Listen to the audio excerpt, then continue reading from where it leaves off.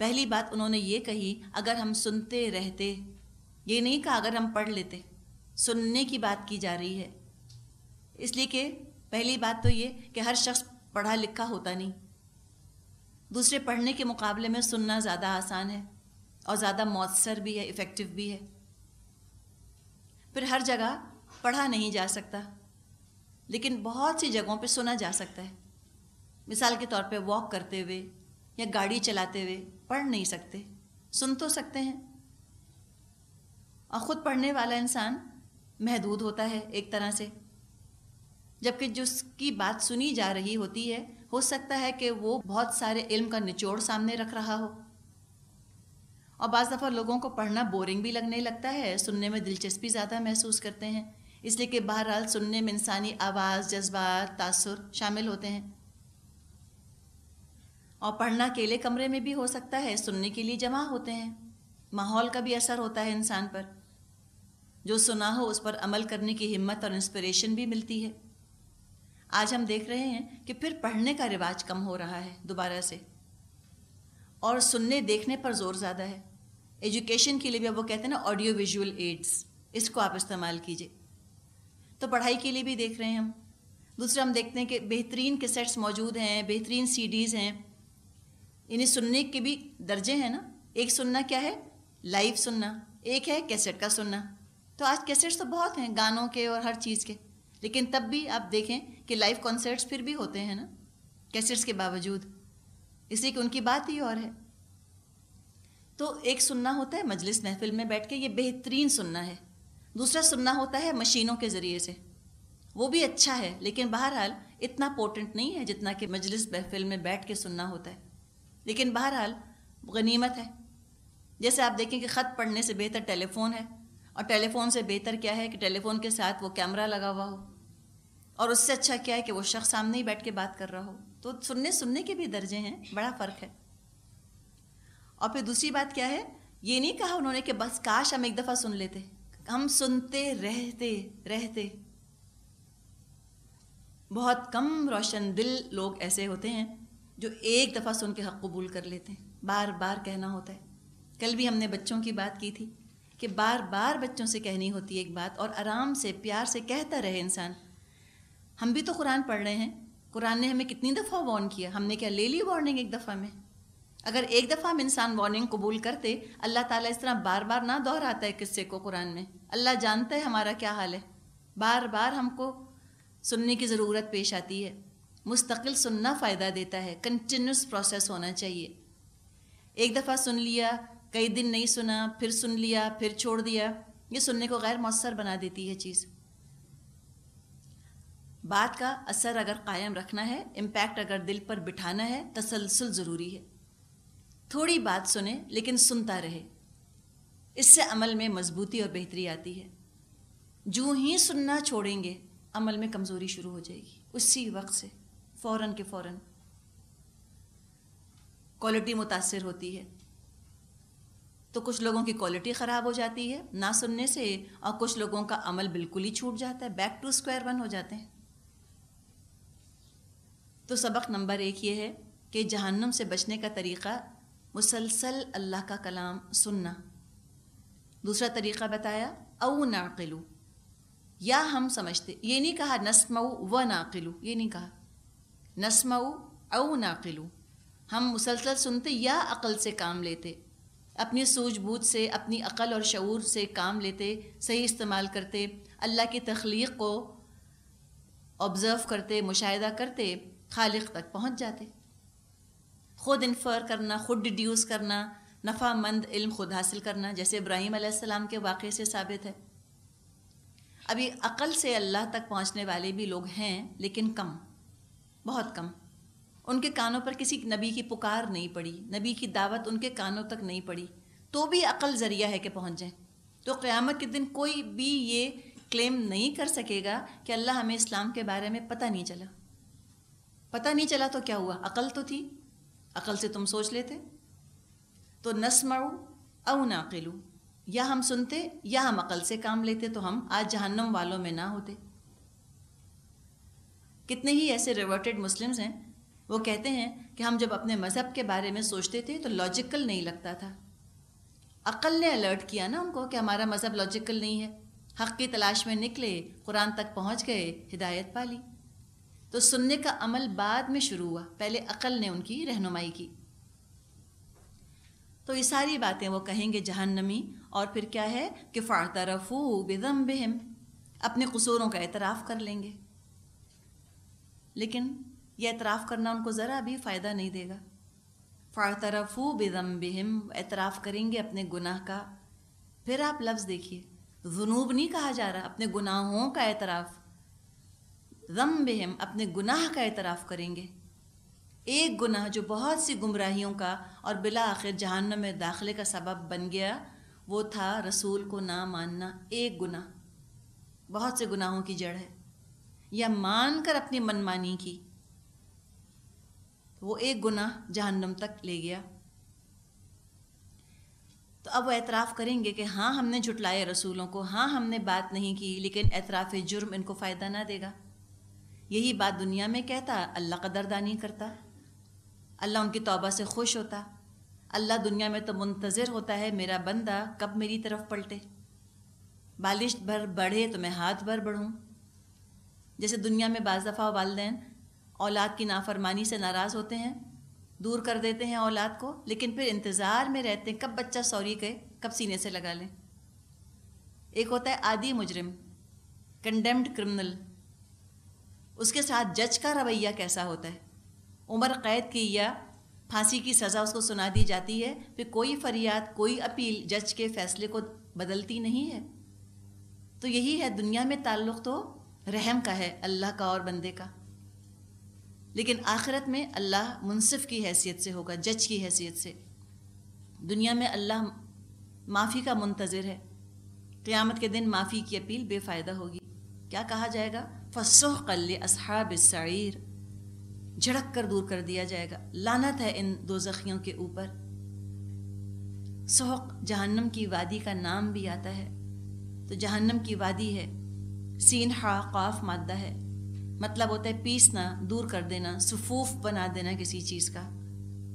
ہلاکت، لعنت، بد دعا کا کلمہ بھی ہے. فَسُحْقًا لِأَصْحَابِ السَّعِيرِ، تو دوری ہے، لعنت ہے جہنمیوں کے اوپر. ان الذین یخشون ربهم بالغیب لہم مغفرۃ واجر کبیر، بے شک جو لوگ بے دیکھے اپنے رب سے ڈرتے ہیں، یقیناً ان کے لیے مغفرت ہے اور بڑا اجر. اب یہ اللہ سے ڈرنے والوں کا انجام، بہت بہتری ہوگی، بہت فائدہ ہوگا. جو اللہ سے ڈر ڈر کے رہیں گے، اللہ ان کی مغفرت فرمائے گا اور بڑا اجر دے گا، کبیر، بہت بڑا اجر. وَأَسِرُّوا قَوْلَكُمْ أَوِ اجْهَرُوا بِهِ إِنَّهُ عَلِيمٌ بِذَاتِ الصُّدُورِ، تم خواہ چپکے سے بات کرو یا اونچی آواز سے، اللہ کے لیے یکساں ہے، اللہ سب جانتا ہے، وہ تو دلوں کا حال تک جانتا ہے. أَلَا يَعْلَمُ مَنْ خَلَقَ، بہت پیاری بات ہے. کیا وہی نہ جانے گا جس نے پیدا کیا؟ وَهُوَ اللَّطِيفُ الْخَبِيرُ، حالانکہ وہ باریک بھی ہیں اور باخبر ہے. کوئی نہ دیکھ رہا ہو، انسان تنہا ہو، تب بھی اللہ کا خوف، اللہ کے ناراضگی کا ڈر گناہوں سے باز رکھے. عقل مند ہیں وہ لوگ جو خود کو نقصان میں ڈالنے سے ڈریں. یہ بزدلی نہیں ہے، عقل مندی ہے. وہی بچے گا جو حقیقت کو پہچانے، اور جو حقیقت کو پہچان گیا وہ ضرور ڈرے گا. تو نجات ممکن نہیں جب تک اللہ کی پکڑ، اللہ کی سزا، اللہ کے سامنے جواب دہی کا خوف نہ ہو. قرآن میں آتا ہے نا، وَمَنْ خَافَ مَقَامَ رَبِّهِ وَنَهَى النَّفْسَ عَنِ الْهَوَىٰ فَإِنَّ الْجَنَّةَ هِيَ الْمَأْوَىٰ، جو ڈرا اپنے رب کے سامنے کھڑے ہونے سے، اپنے نفس کو قابو کر کے رکھا، جنت اس کا ٹھکانہ ہے.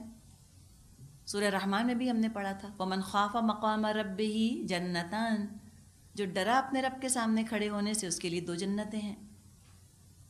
انسانوں کا معاملہ الٹ ہو جاتا ہے.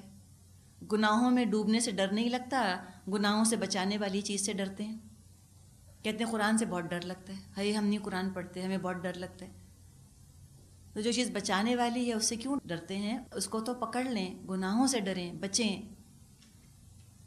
نبی اکرم صلی اللہ علیہ وسلم نے ابو ذر غفاری رضی اللہ عنہ کو نصیحت فرمائی تھی کہ ابو ذر کشتی کو مضبوط کر لو، سمندر گہرا ہے، زیادہ راہ تیار کر لو، سفر لمبا ہے، اپنی پیٹھ ہلکی کر لو، گھاٹی دشوار ہے، اور عمل میں اخلاص پیدا کر لو کیونکہ جانچنے والا باریک بین ہے۔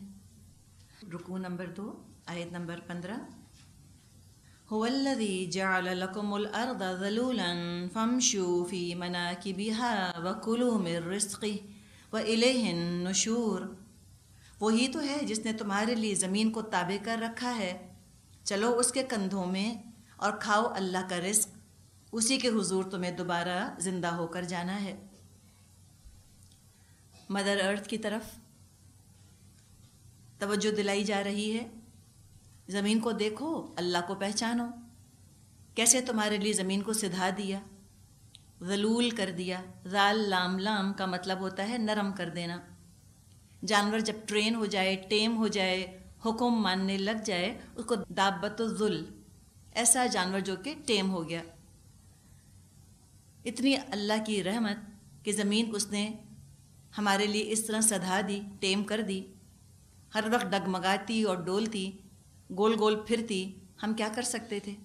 اس کی موومنٹس کو ہم محسوس کرتے، اور اس کے اندر جو میگما ہے اس کی موومنٹس اگر ہم محسوس کرتے تو ہم کچھ بھی نہ کر سکتے، گرتے پڑتے، ہڈیاں توڑواتے، یا ایسی نرم ہوتی کہ دلدل بن جاتی، چلنا مشکل ہوتا، 4 قدم چل کے تھک جاتے۔ بالکل صحیح اللہ تعالیٰ نے زمین کو کر دیا، کوئی کہہ نہیں سکتا کس تیزی کے ساتھ یہ خلا میں اس وقت گردش کر رہی ہے، کیا روٹیشن اور کیا ریولیوشن ہے اس کا، لگتا ہے بالکل ساکت ہے، اسٹیشنری ہے، ایسا لگتا ہے۔ کیا کمال ہے اللہ کا۔ فرمایا چلو پھرو اس کے مناکب میں۔ مناکب منکب کی جمع ہے، منکب کندھے کو کہتے ہیں، شولڈرز۔ خاص اگر آپ عرب ٹوپوگرافی میں اس آیت کو رکھیں، عرب لینڈسکیپ میں اس کو رکھیں، پس منظر میں دیکھیں تو وہ پہاڑی علاقہ ہے سارا عرب کا۔ تو ایک مسافر جب سفر کرتا تھا عام طور پہ بلند پہاڑوں کے درمیان راستہ طے کرتا تھا، تو ان پہاڑوں کو کندھوں سے تشبیہ دی جا رہی ہے، ان کے بیچ میں تم سفر کر رہے ہو۔ بڑی خوبصورت ایک تصویر سامنے آتی ہے، جیسے کوئی نرم دل ماں اپنے بچے کو پیار سے کندھے پر اٹھائے ہوئے ہو۔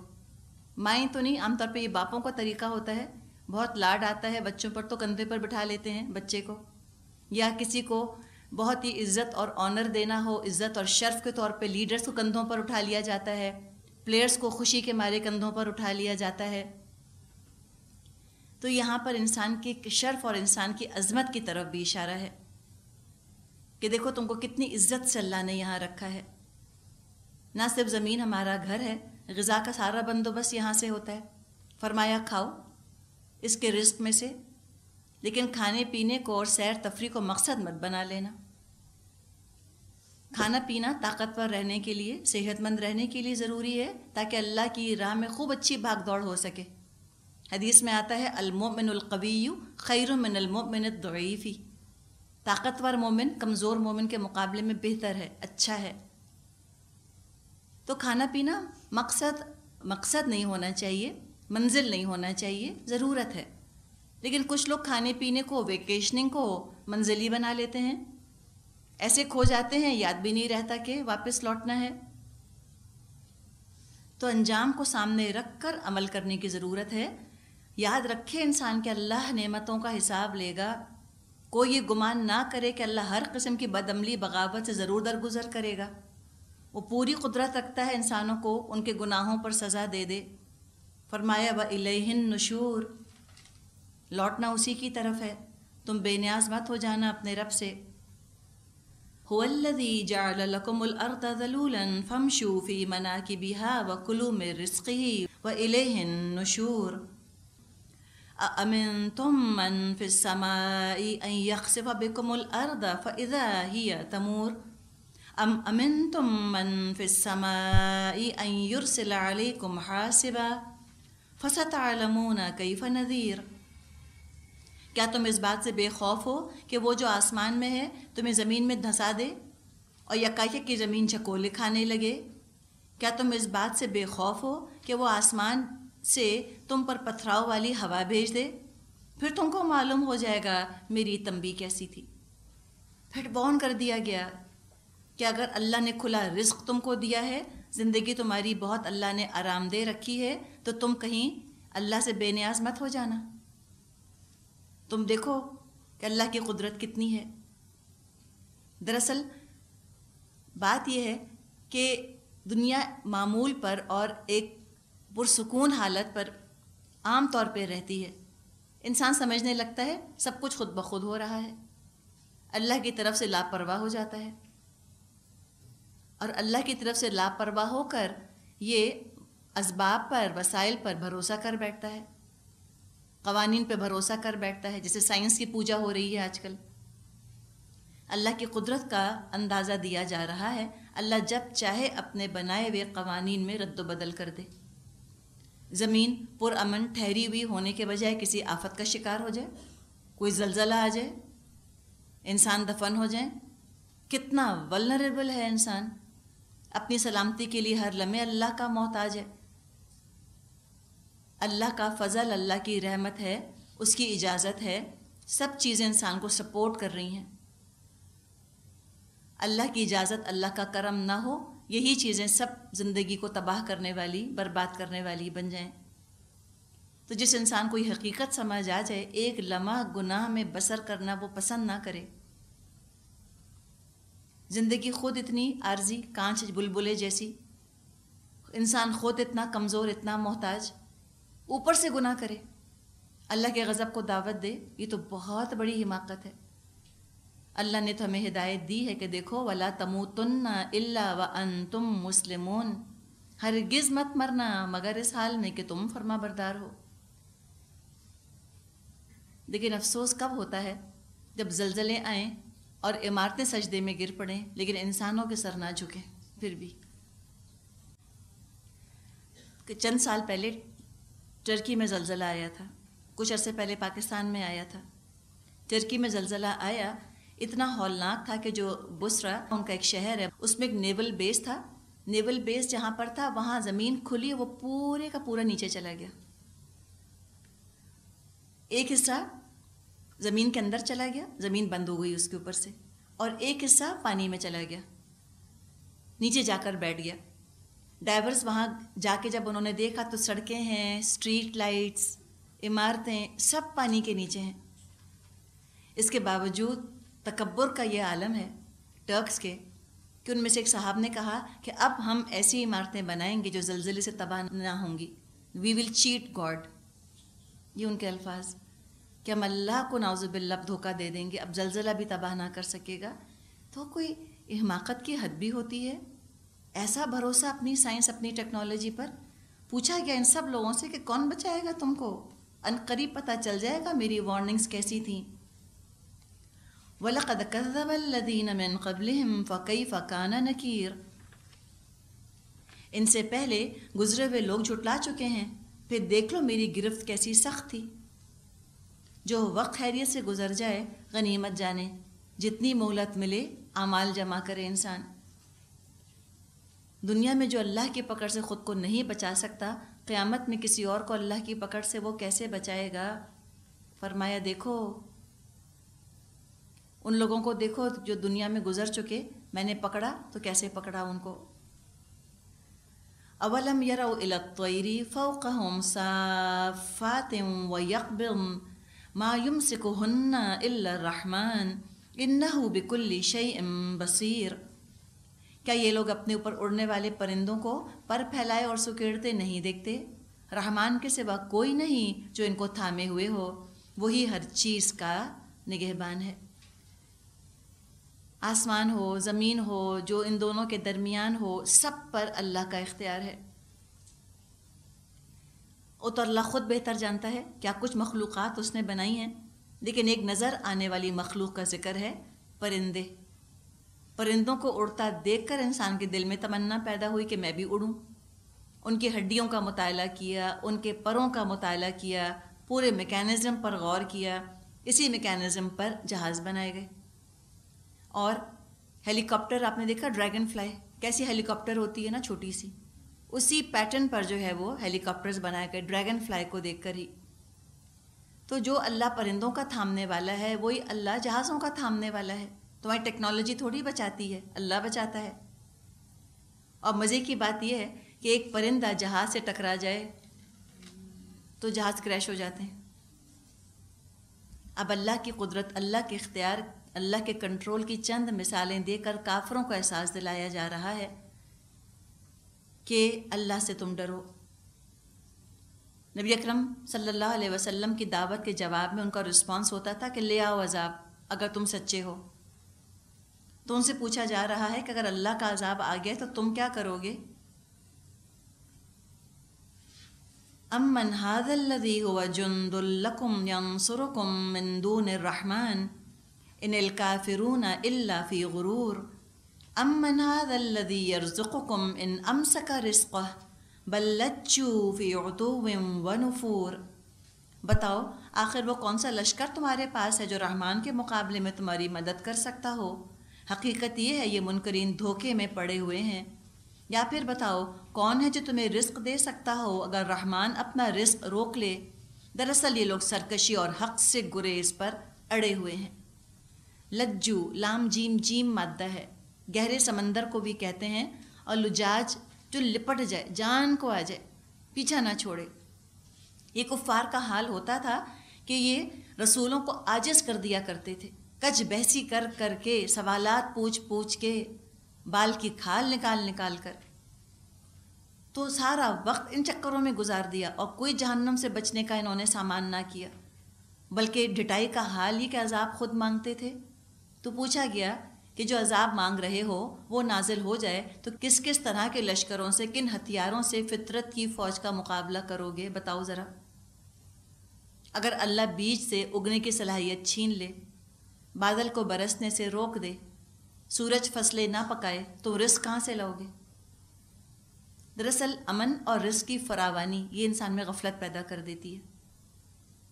رحمان کا کفر کرنے لگتے ہیں، رحمتوں نعمتوں کے جواب میں نفرت اور ناشکری، نصیحت اور خیر خواہی کے جواب میں ضد اور دشمنی پر اتر آتے ہیں. تو یہ اللہ ان کو احساس دلا رہا ہے. اللہ کا صبر دیکھیں، اللہ کی صفت ہے نا الصبور. اتنی ان کی بغاوتیں دیکھ کر بھی اللہ نے ان کو ان کے حالوں پہ نہیں چھوڑ دیا، بلکہ اللہ پھر سمجھاتا ہے، پھر اللہ مثالیں دیتا ہے تاکہ ان کو بات سمجھ میں آ جائے. فرمایا امن ھذا الذی یرزقکم ان امسک رزقہ، یا بتاؤ کون ہے تم کو جو رزق دے سکتا ہو اگر رحمان اپنا رزق روک لے. قدرت کی فوجوں کا تم کس فوج سے مقابلہ کرو گے؟ کسی فوج سے نہیں کر سکتے. اب رزق کا ذکر کیا. اگر اللہ ہوائیں روک لے، سورج میں پکانے کی صفت نکال دے، سورج میں سے زمین کی قوت نمو نکال دے، اور اللہ بیج میں سے اگنے کی صلاحیت نکال دے، کہاں سے رزق لاؤ گے اگر اللہ اپنا رزق روک لے؟ آج تو انسان اس قابل ہو گئے ہیں جینیٹک انجینئرنگ کے ذریعے سے کہ وہ بیجوں میں سے ریپروڈکشن جین نکال دیتے ہیں. وہ بیج ریپروڈیوس کرنے کے قابل نہیں رہتے، ہر دفعہ بیج جا کر کسان کو خریدنے پڑتے ہیں. تو اللہ کیا نہیں کر سکتا کہ اللہ ریپروڈکشن کی جین سبھی میں سے نکال دے؟ اللہ اپنا رزق روک لے، اگے ہی نہ، تمہارے پودے ہی نہ ہوگے، تمہاری فصلیں ہی نہ ہوگے. اتنے کمزور ہو، اتنے اللہ کے محتاج ہو، اس کے باوجود یہ رویہ ہے کیا؟ بل لجوا فی عتو ونفور. دراصل یہ لوگ سرکشی اور حق سے گریز پر اڑے ہوئے ہیں. لجو یہ پہلے بھی لفظ آیا ہے، لام جیم جیم اس کا مادہ ہے. گہرے سمندر کو کہا جاتا ہے. لجاج ایسا شخص جو کہ بحث میں چمٹ جائے، جان کو آ جائے. تو یہ ان کا حال ہے. جتنی محبت ان سے کی جا رہی ہے، جتنی اللہ تعالیٰ اپنی رحمتیں نازل فرما رہا ہے، اللہ کی نعمتوں کو پا کر اور غرور اور سرکشی کا مظاہرہ. ہم اردو میں کہتے ہیں نا دن لگ گئے، پر لگ گئے ان کو. یہ ان کو دن لگ گئے ہیں، ایسے اللہ کے مقابلے پر آ گئے، باغی بن گئے اپنے رب کے جو کھلا پلا رہا ہے، اس کے رسول کے ساتھ یہ تماشے کرتے ہیں. جتنی نصیحت کی جائے اتنی ان کو ضد ہوتی ہے، جتنی محبت کی جائے اتنی ان کو دشمنی ہوتی ہے. دیکھیے ہم انسان ہیں نا, ہم بھی اس چیز کو محسوس کر سکتے ہیں. اگر کوئی شخص ہمارے ساتھ بہت سافٹ ہے, بہت لونگ ہے, بہت ہی ہمارا خیال کرتا ہے, سمجھیں کہ وہ ڈھیل دیتا ہے, ہم اس کی محبت کو, اس کی ڈھیل کو کیا سمجھ بیٹھتے ہیں؟ کمزوری سمجھ بیٹھتے ہیں. یہ مسئلہ ہے. اور جو بہت سخت ہوتا ہے اور ڈانٹ ڈپٹ کرتا ہے اور کس کے رکھتا ہے, ہم کہتے ہیں یہ بڑا طاقتور ہے. تو ڈھیل کا فائدہ اٹھاتا ہے انسان. تو یہاں کہہ دے کہ اللہ کی ڈھیل کا, اللہ کی محبت کا تم ناجائز فائدہ مت اٹھانا. یا اللہ کمزوری کی وجہ سے محبت نہیں کر رہا, کمزوری کی وجہ سے ڈھیل نہیں دے رہا. اور ان کے تو کفر کے اندر اور ان کی تو سرکشی میں اضافہ ہی ہوتا چلا جا رہا ہے. وجہ کیا ہے؟ پہچانے نہیں نا زندگی کا مقصد. بات وہی ہے, ان کو پتہ نہیں کہ اللہ ان کو آزما رہا ہے.